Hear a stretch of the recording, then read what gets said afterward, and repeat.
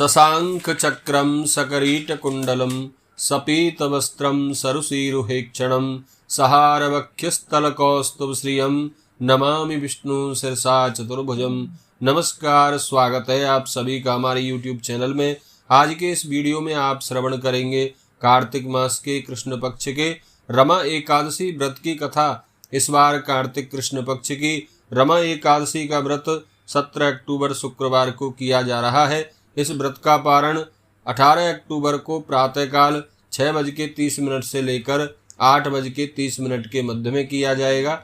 एकादशी व्रत का पारण तुलसी मिश्रित गंगाजल से, भगवान के चरणामृत से अथवा समय के अभाव में मुख में चावल डालकर भी एकादशी व्रत पारण कर सकते हैं, या फिर भगवान को इस दिन खिचड़ी बनाकर खिचड़ी का भोग लगाएं और उस प्रसाद से एकादशी व्रत पारण करें।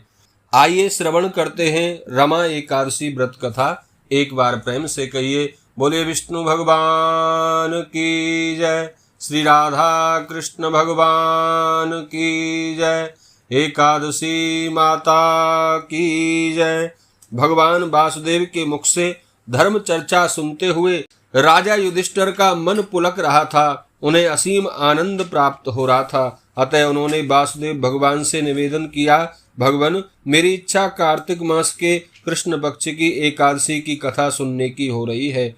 कृपया सुनाकर कृतार्थ कीजिए। इस एकादशी का नाम, इस दिन किस देवता की पूजा करनी चाहिए और इस व्रत को करने से क्या फल प्राप्त होता है, यह सब वर्णन कीजिए। भगवान वासुदेव ने उत्तर देते हुए कहा, धर्मपुत्र, कार्तिक महीने के कृष्ण पक्ष की एकादशी का नाम रमा है। इसका व्रत करने से सभी पापों का नाश हो जाता है। इस संबंध में एक प्राचीन कथा है जो मैं तुम्हें सुना रहा हूँ, ध्यान पूर्वक सुनना। भगवान कहते हैं, युधिष्ठिर, पुराने समय में एक मुचकुंद नाम का राजा था। उसकी इंद्र, वरुण, कुबेर आदि देवताओं से मित्रता थी। वह सदा सच बोलता था और विष्णु भगवान का परम भक्त था।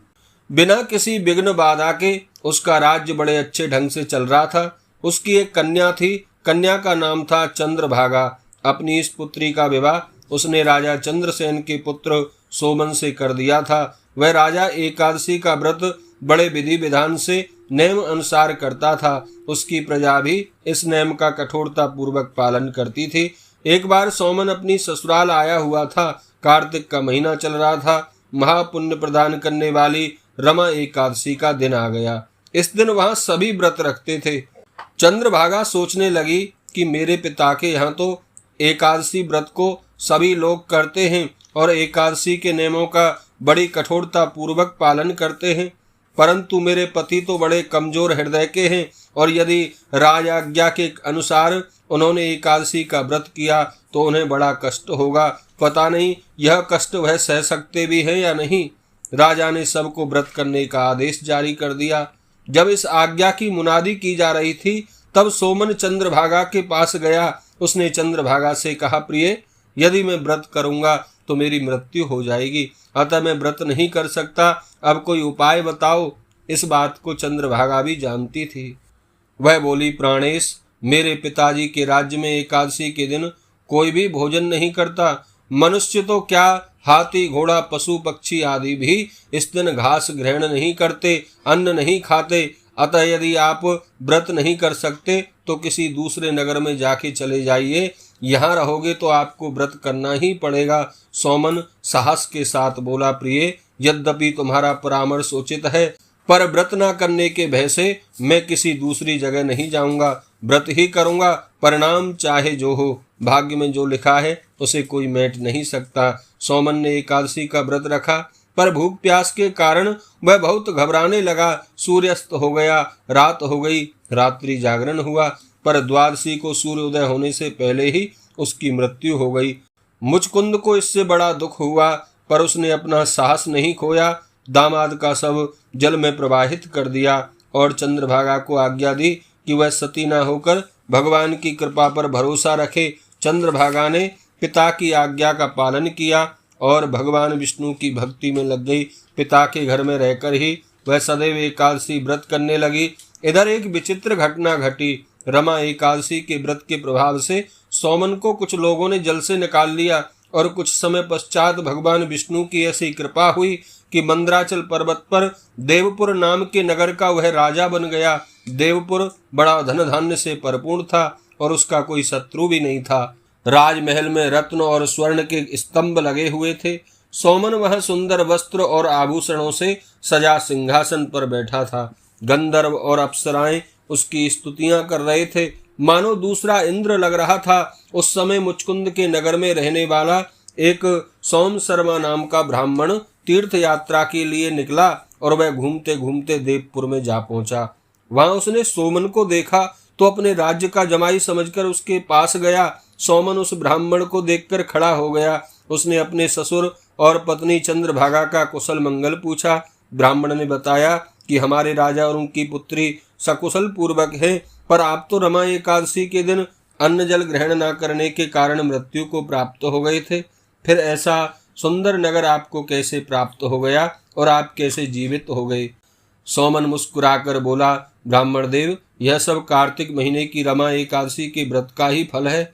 इसी के कारण मुझे यह अनुपम नगर मिला है, परंतु यह स्थायी नहीं है। ब्राह्मण बोला, यह कैसे और किस प्रकार स्थिर होगा, सो आप खुलासा कीजिए। यदि इस कार्य में मेरे सहयोग की कोई आवश्यकता हो तो मैं आपकी सेवा में प्रस्तुत हूँ।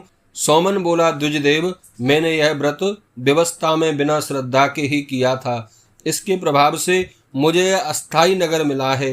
यदि आप यह समाचार चंद्रभागा को सुना दें तो वह इसको स्थिर बना सकती है। ब्राह्मण लौटकर अपने नगर में आया तो उसने चंद्रभागा को सारा समाचार कह दिया।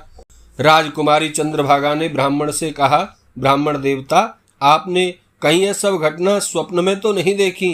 बोलो, क्या यह स्वप्न था? ब्राह्मण ने कहा, पुत्री, मैंने तुम्हारे पति सोमन और उस नगर को अपनी आंखों से देखा है। यह कोई स्वप्न नहीं है, पर वह जो नगर है वह अस्थिर है। तुम कोई ऐसा उपाय करो जिससे वह नगर स्थिर हो जाए। चंद्रभागा बोली, यदि ऐसा है तो आप मुझे उस नगर में ले चलिए। मैं अपने पति को देखना चाहती हूँ। अपने व्रत के प्रभाव से उस नगर को मैं स्थिर कर लूंगी। चंद्रभागा की बात सुनकर ब्राह्मण उसे मंद्राचल पर्वत के पास वामदेव ऋषि के आश्रम में ले गया। पूरी बात की जानकारी होने पर वामदेव ने चंद्रभागा का अभिषेक किया। व्रत के पुण्य और मंत्रों के प्रभाव से चंद्रभागा दिव्य देह धारण करके पति के पास चली गई। सोमन ने उसे देखा तो प्रसन्नता के साथ उसे अपने आसन पर बिठाया। चंद्रभागा गदगद होकर बोली, प्राणनाथ, अब मेरी बात सुनिए। जब मैं अपने पिता के घर पर 8 वर्ष की थी तभी से विधि पूर्वक एकादशी का व्रत करने लगी थी। इन्हीं व्रतों के प्रभाव से अपना यह नगर स्थिर हो जाएगा और समस्त आवश्यक वस्तुओं से युक्त होकर प्रलय होने तक यह स्थिर रहेगा। बस चंद्रभागा ने भी दिव्य रूप धारण कर लिया और दिव्य वस्त्र एवं अलंकारों के साथ सजकर अपने पति के साथ आनंद से रहने लगी। श्री कृष्ण भगवान युधिष्ठिर से कहते हैं, हे धर्मराज, जो मनुष्य रमा एकादशी के व्रत को करते हैं उनके सभी पाप नष्ट हो जाते हैं। रमा एकादशी का महात्म्य सुनने वाले अंत समय में विष्णु लोक को चले जाते हैं। रमा एकादशी के व्रत में विष्णु भगवान का पूजन होता है और केले का आहार लेना चाहिए। बोलिए विष्णु भगवान की जय।